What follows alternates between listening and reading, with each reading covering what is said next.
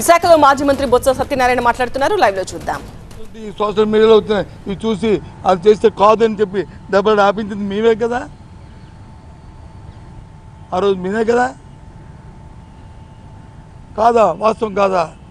ఏంటి మాట్లాడు? నీకు ఇష్టమైతే జగన్మోహన్ రెడ్డి గురించి మాట్లాడు. రాజకీయంతో పోరాటం తీస్తే, అంతేగాని చనిపోయిన మహానుభావుని రాజశేఖర్ గారిని తీసుకొస్తావు మళ్ళీ వీధుల్లోకి. ఎందుకు ఆయన తీసుకొస్తావు? ఏం చంద్రబాబు నాయుడు ఇదేనా చాలుగా బుద్ధి? నీ నీచమైన ఆలోచన, నీచ సంస్కృతి, ఇదే కార్యక్రమం.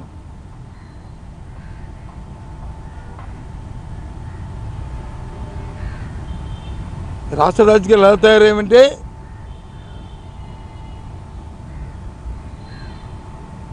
సభ్యత, సంస్కారం, ఒక సంస్కృతి ఏమీ లేవు. దానికోసం, ఆ రాజకీయాల కోసం, ఆ పదవుల కోసం ఎంత మాటైనా మాట్లాడతారు, ఎంత రాత్రైనా రాస్తారు, ఎవరినైనా సరే మాట్లాడతారు.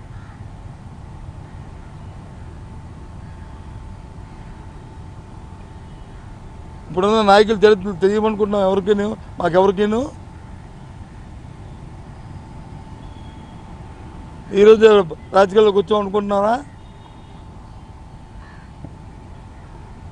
మేనల్డ్ పుట్టుక మేనమామకు తెలుస్తుంది. అలాగే మా చరిత్రలు మీకు తెలుసు, మీ చరిత్రలు మాకు తెలుసు. ఎక్కడి నుంచో కాదు. ఆంధ్ర రాష్ట్రం పుట్టాం, ఆంధ్ర రాష్ట్రం పెరుగుతున్నాం, ఆంధ్ర రాష్ట్రానికి కట్టుబడి ఉన్న మనుషులు మనం. ఎందుకు మావగారంటే మీ అంత ఉలిక్కెందుకు మీకు? రాజకీయంగా మాటల్లో తేల్చండి, రాజకీయాలతో ఆలోచనతో మాట్లాడండి.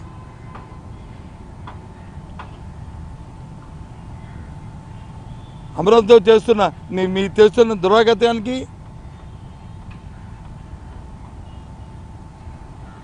మీరు చేసిన అవినీతికి,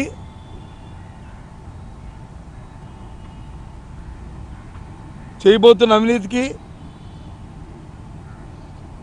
ఈ రాష్ట్ర తాలూకా ఆర్థిక పరిస్థితుల్లో ఇది మంచిది కాదు, ఈ ఉద్దేశం, దీనికి కూడా ఆల్టర్నేటివ్ ఉంటే బాగుంటుంది, ఆలోచించుకొని అని చెప్పారు జగన్మోహన్ రెడ్డి గారు. తప్పే ఉంటుంది. మీ అవినీతి అధికారులు చూడండి, మీ తాలూకా వ్యవహారాన్ని చెప్పండి. 3 సార్లు ఇప్పుడు ప్రెస్ కాన్ఫరెన్స్ పెట్టి చెప్పాం, ఒకదానికేం సమాధానం ఇచ్చారా? మనం నేను వచ్చి ఆ బిల్డింగ్ గురించి మాట్లాడితే నిన్న వచ్చి పెట్టి రివ్యూ పెట్టి అవన్నీ హ్యాండ్ ఓవర్ చేయడం, ఎలా చేయడం, మౌలిక సదుపాయాలు ఎలా కల్పించాలి అని ఇప్పుడు ప్రభుత్వంలో కదిలికి వచ్చింది. కాదా? వాస్తవం కాదు అది. 2 సంవత్సరాల తర్వాత నేను మాట్లాడిన తర్వాత కదా అది కదిలికి వచ్చింది. మేము పార్టీ మాట్లాడిన తర్వాత కదా. ఇప్పుడు వచ్చి ఎందుకు రాలేదా మీకు కదిలికది? ఎందుకు రాలేదు ఆలోచన? ఏంటి మాట్లాడుతున్నారు? ఏంటి నాకు అర్థం అర్థం? ఇష్టం రాజ్యాంగానా?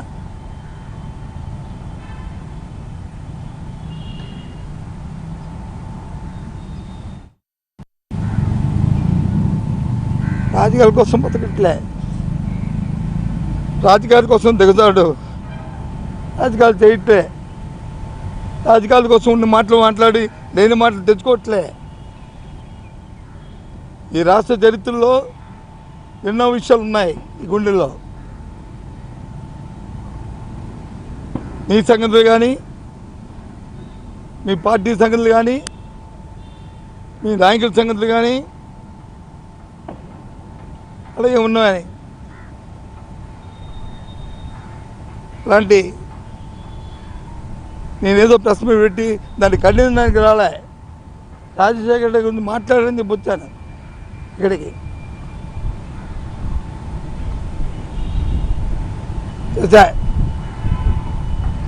ఇలాంటి ఉచ్చ రాజకీయాల కోసం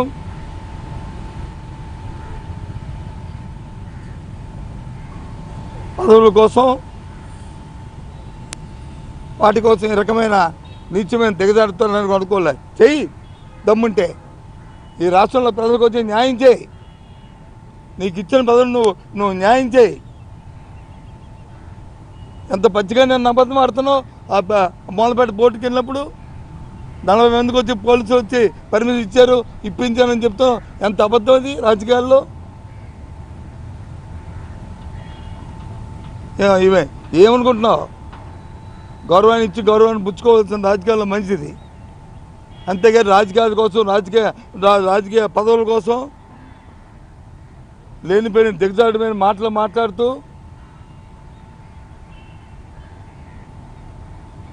నాకేం పర్వాలే. మీరు జగన్మోహన్ రెడ్డి గారితో వచ్చి ఏదో అన్నాను ఆయనతో నాకేమి నష్టం కాదు. కానీ రాజశేఖర రెడ్డి గారితో అవసరాన్ని తీసుకొచ్చి నువ్వు పెట్టావు కాబట్టి ఇవాళ ఇది మాట్లాడుతున్నా. చనిపోయిన రోజునాడే నేనే ప్రత్యక్ష సాక్షిని పావురాలు కొట్టు వెళ్ళాను. అన్వేషించడానికి కేంద్రంతోనే రాష్ట్రంతోనే ఒక పక్క సంప్రదింపులు చేసి తెల్లవారు 5 గంట 4 గంటలకల్లా ఆ బాడీ ఎక్కడుందనేది ట్రేస్ చేసి కర్నూలులో వచ్చి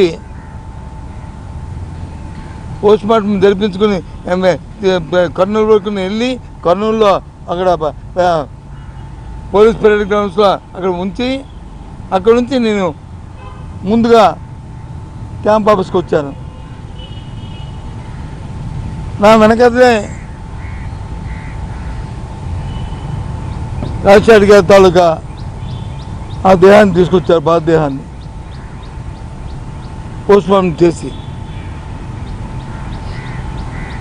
నేను నా భార్య ఝాన్సీ